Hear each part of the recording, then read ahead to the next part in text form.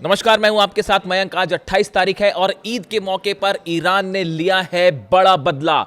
Iran ने ballistic missiles और बड़े ड्रोन अटैक में कुवैत में अमेरिका के बेस को तबाह कर दिया है। जो खबरें इस वक्त आ रही हैं, ईरान की तरफ से बैलिस्टिक मिसाइल्स फायर की गई, कई ड्रोन्स फायर किए गए और जिन्होंने हिट किया है कुवैत में अमेरिका के बेस को। और खबरें जो आ रही हैं उसके मुताबिक अमेरिका के बेस को भारी नुकसान पहुंचा है। वहां की तस्वीरें भी सामने आ रही हैं जिसमें धुआं दिखाई दे रहा है, आग की लपटें दिखाई दे रही हैं। और जिस तरह से हमला किया गया उससे यह लगता है कि ईरान ने अपनी बैलिस्टिक मिसाइल से यह हमला किया। देखिए, करीब 1000 किलोमीटर के आसपास का डिस्टेंस है, थोड़ा सा ज्यादा 1000 किलोमीटर से ईरान से अगर हम कुवैत का डिस्टेंस देखें जहां पर ये हमले हुए हैं।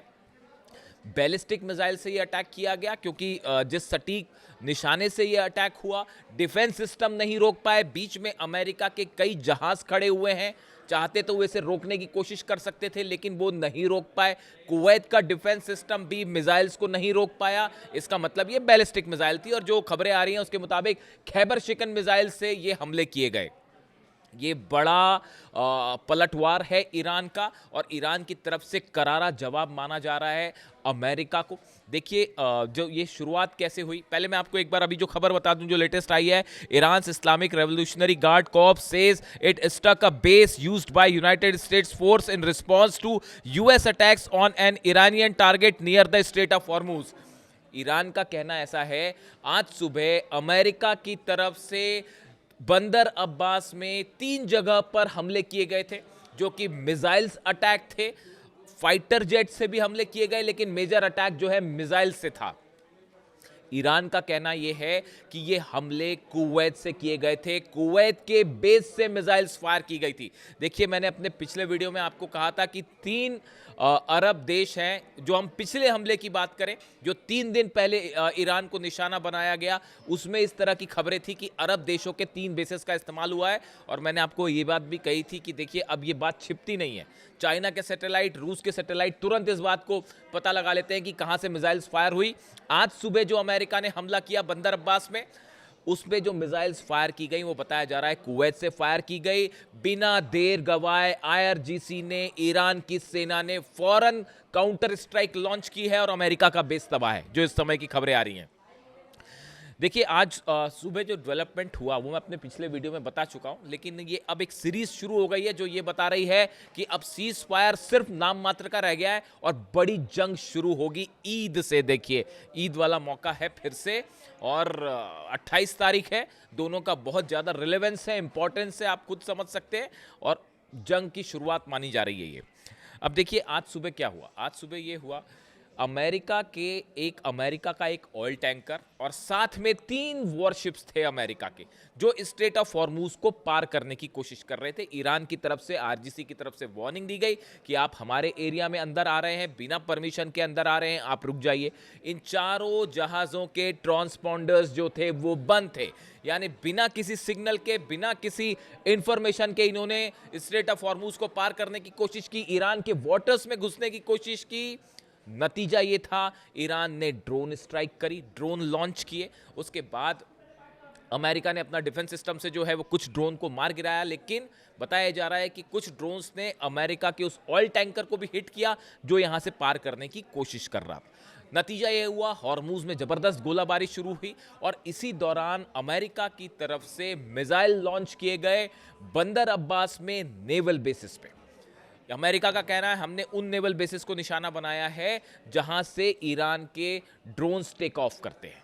वहां पर नुकसान की खबरें आई बंदर अब्बास में, जो है वो सुबह सुबह, बल्कि रात को ही कहिए, जो है वो धमाके की खबरें आई, आग लगने की खबरें आई, जो कि काफ़ी दूर तक आवाज़ सुनाई दी। बड़ा अटैक था, मिलिट्री बेस था, इनफैक्ट नेवी बेस था ईरान का, जिस पर यह हमला हुआ। उसके फौरन बाद ईरान की तरफ से मिसाइल्स लॉन्च कर दी गई, ना सिर्फ अमेरिका के जहाज़ों पर, अमेरिका के ड्रोन्स पर, बल्कि उस जगह पर कुवैत में जहां से मिसाइल फायर की गई थी। और अब बड़े नुकसान की खबर आ रही है। देखिए, इसके अलावा जो इस वक्त खबरें हैं, अमेरिका ने एक बार फिर बताया जा रहा है कि ईरान के कुछ ठिकानों पर इस समय जब मैं आपसे बात कर रहा हूं मिसाइल लॉन्च की हैं। अभी उसके बारे में डिटेल्स आना बचा है। थोड़ा वक्त लगेगा सामने आने में डिटेल्स क्या है, लेकिन आप ये मान के चलिए कि ज़बरदस्त एस्केलेशन हो रहा है पूरे हॉर्मुज में। ईरान अमेरिका आमने सामने हैं और ये हालात एक बार फिर तेज़ी से बिगड़ते जा रहे हैं। अब देखिए इसमें दो तीन इसके पीछे की जो एस्पेक्ट, अच्छा एक बहुत बड़ी खबर ये भी है जो इन्फॉर्मेशन आ रही है, जो मेरी जानकारियाँ कह रही हैं, यूएई को लेकर एक बार फिर सवाल खड़े हो गए हैं और ये इस तरह की खबरें हैं कि ईरान की तरफ से यूएई पर भी अटैक हो सकता है। देखिए ये मैंने आपको कहा था 3 अरब देशों से मिसाइल्स फायर की गई हैं। अब वो 3 अरब देश, मैं नाम नहीं लूँगा, एक कुवैत जो है वो सामने आ चुका है। ईरान ने खुद हमला करके बता दिया वहाँ पर कि कुवैत से मिसाइल्स फायर की गई थी।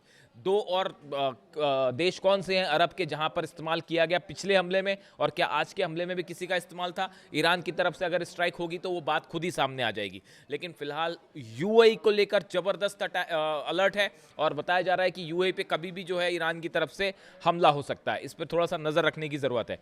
देखिए कल हुआ क्या, इन हमलों के पीछे की कहानी भी समझिए।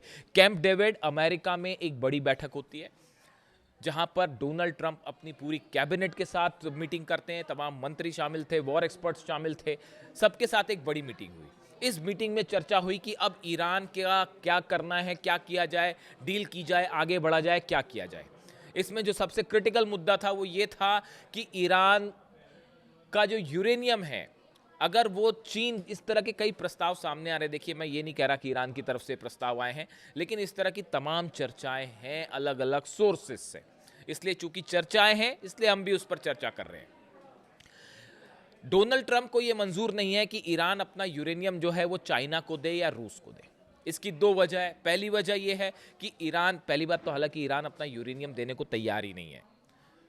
मुस्तफा खामेनी साहब ने साफ ये कह दिया है कि ईरान का यूरेनियम किसी सूरत में ईरान के बाहर नहीं जाएगा।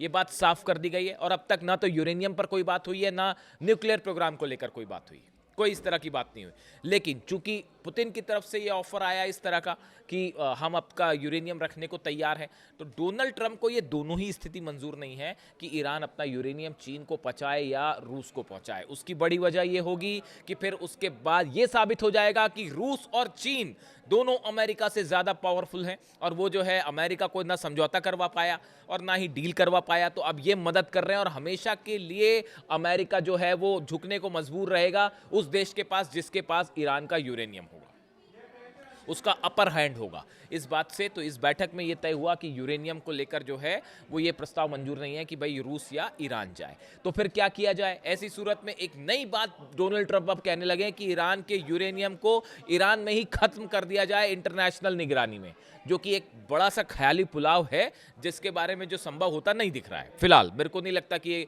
किसी भी मामले में मामला आगे बढ़ेगा। तो अब ये बैठक में ये बात साफ हो गई। लेकिन देखिए इस बैठक के बाद डोनाल्ड ट्रंप का प्रस्ताव आया, डोनाल्ड ट्रंप की तरफ से बयान आया कि हमको फिर से हमला करना पड़ सकता है।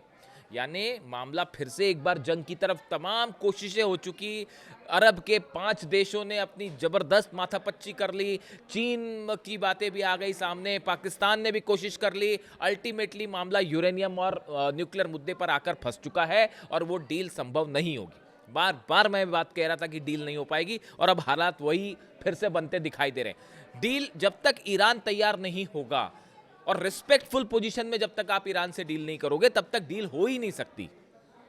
अब देखिए ऐसे हालात में ये जो 4 जहाज़ों ने अमेरिका के स्ट्रेट ऑफ हॉर्मुज पार करने की कोशिश की, ईरान के वाटर से पार करने की कोशिश की, ये इस कैंप डेविड में जो मीटिंग हुई उसके बाद की कोशिश थी।